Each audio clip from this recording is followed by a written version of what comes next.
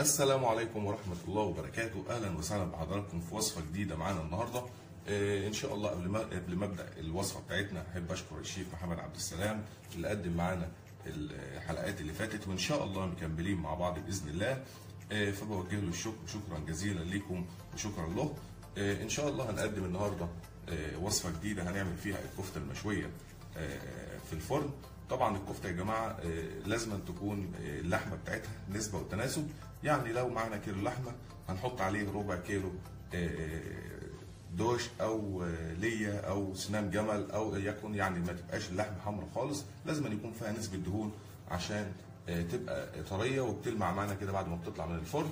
زي ما حضراتكم شايفين معانا دلوقتي حوالي 2 كيلو لحمه مفرومه زي ما حضراتكم شايفين كده، وكمان معانا بصل مبشور ومصفيين منه الميه، او زي ما حضراتكم شايفين كده ميه البصل لوحدها والبصل بتاعنا المفروم لوحده.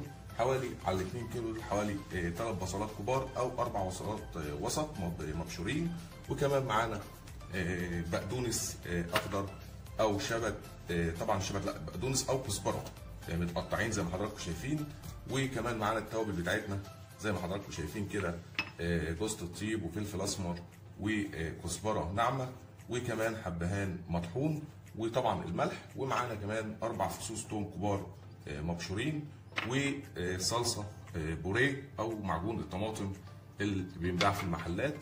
طبعا دلوقتي هنبتدي نتبل الكفته بتاعتنا. طبعا لحمه الكفته بتاعتنا لو مفرومه لازم تبقى ناعمه الى حد ما، يعني لو فرمينها عند الجزار ومدينها وش واحد هنبتدي ننزلها في الكبه بتاعتنا ونفرمها كمان فرمه عشان تبقى الملمس بتاعها ناعم زي ما حضراتكم شايفين كده. هنبتدي ان شاء الله اول خطوه هننزل معانا التوابل وكمان الثوم والبصل المفروم بتاعنا، ومعاهم الخضار بتاعنا اللي هي الكزبره والبقدونس. زي ما حضراتكم شايفين كده مش هنحتاج لا لبقسماط ولا بيض ولا اي حاجه خالص من اللي الناس بتحطها ديت. هنبتدي نركن بقى ميه البصل دلوقتي عشان هنشوف هنعمل بيها ايه. هنبتدي نقلب مع بعض الكفته بتاعتنا بالشكل اللي حضراتكم شايفينه ده. ودلوقتي يا جماعه بعد ما قلبنا لحمه الكفته بتاعتنا هنبتدي نغطيها بكيس نايلون طبعا ابيض، وهنبتدي نحطها في الثلاجه حوالي نص ساعه عشان تريح. ان شاء الله هنسيبها دلوقتي نص ساعه ونشوف ان شاء الله بعد ما تطلع هنعمل معاها ايه. ورجعنا مع حضراتكم دلوقتي يا جماعه بعد ما طلعنا الكفته بتاعتنا من الثلاجه وسيبناها تستريح حوالي نص ساعه. دلوقتي هنبتدي نعمل نشوف هنعمل ايه في ميه البصل بتاعتنا وصوص الطماطم. هنركن الكفته بتاعتنا على جنب كده، وهنجيب ميه البصل بتاعتنا اللي احنا عصرناها من البصل اللي احنا حطيناه على الكفته، وهنبتدي ننزل فيها بصلصه الطماطم اللي حضراتكم شايفينها ديت. طبعا هي بتدي طعم للكفته واحنا بنصبع بيها. طبعا الكفته يا جماعه بنصبعها او بنسيخها على سيخ يكون عندنا موجود عشان تفرغ من جوه وما تبقاش مكتومه. هنبتدي ننزل بمعلقتين او 3 من معجون الطماطم دي على ميه البصل زي ما حضراتكم شايفين كده بالظبط لحد لون البصل، لون ميه البصل ما يتغير للاحمر زي ما حضراتكم شايفين بالشكل ده. ونقلبها كويس عشان نبتدي نسيخ الكفته بتاعتنا بيها. وكمان هنجيب معانا صينيه زي ديت سواء كانت المونيا او تيفال او سيراميك او اي حاجه خالص، هنبتدي نجيبها وندهن الارضيه بتاعتها بالزيت زي ما حضراتكم شايفين.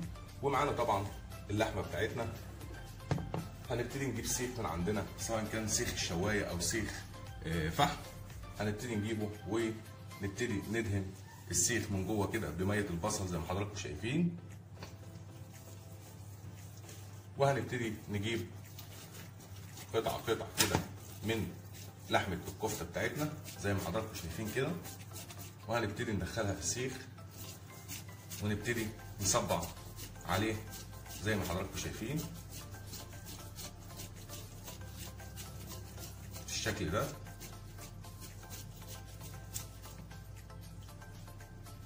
وهنبتدي ندهن اللحمه بتاعتنا بميه البصل وصوص الطماطم او معجون الطماطم. لحد ما نوصل للسمك او الحجم اللي احنا محتاجينه.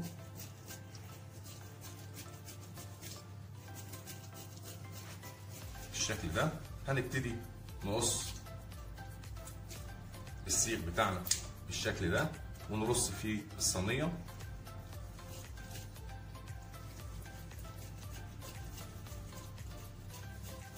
بالشكل اللي حضراتكم شايفينه ده. وبكده نبقى احنا خدنا خطوه ان احنا نسيح الكفته. هنعمل معاكم كمان قطعه، نبتدي ندور القطعه بتاعتنا كده زي ما حضراتكم شايفين وندخلها في السيخ بتاعنا كده بالشكل ده، ونفرد قطعه اللحم بالشكل اللي حضراتكم شايفينه.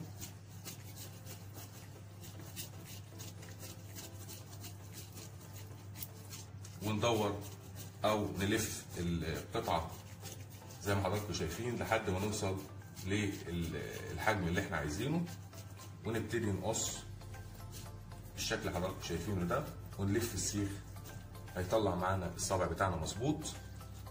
هكمل بقيه الكميه اللي معايا وارجع مع حضراتكم ان شاء الله ونشوف هنعمل ايه. ودلوقتي يا جماعه انا كده خلصت الكميه اللي معايا. فاضل اخر خطوه بقى هنعملها قبل ما ندخل الكفته بتاعتنا الفرن. طبعا احنا معانا ميه البصل اللي عليها الصلصه ديت، هنبتدي ندهن بيها وش الكفته كده بطريقه بسيطه خالص اهيت، يعني مش كتير، يعني دوبك يعني ندي بس حاجه بسيطه خالص كده عشان ما تفكش الكفته معانا بالشكل اللي حضراتكم شايفينه. وبعد ما نخلص هندخلها الفرن ان شاء الله ونرجع مع حضراتكم نشوف الشكل النهائي بتاعها بعد ما طلع من الفرن هيكون ايه. اتمنى ان الوصفه بتاع النهارده تكون عجبتكم. هي وصفه بسيطه وسهله وبسيطه، ومعظم الناس دايما في خلاف على الكفته يقولوا فيها مشاكل. طبعا انا عملتها مع حضراتكم خطوه بخطوه. هنخش بقى الفرن دلوقتي ونرجع ان شاء الله نشوف شكلها هيبقى عامل ازاي. ودلوقتي يا جماعه ده شكل الكفته بعد ما طلع من الفرن. زي ما حضراتكم شايفين الكفته بتلمع وطريه طبعا من جوه.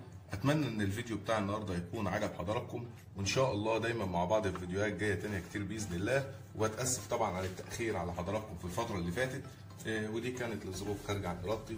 اتمنى ان الفيديو بتاع النهارده يكون عجب حضراتكم، وان شاء الله نتقابل قريبا باذن الله. والسلام عليكم ورحمه الله وبركاته.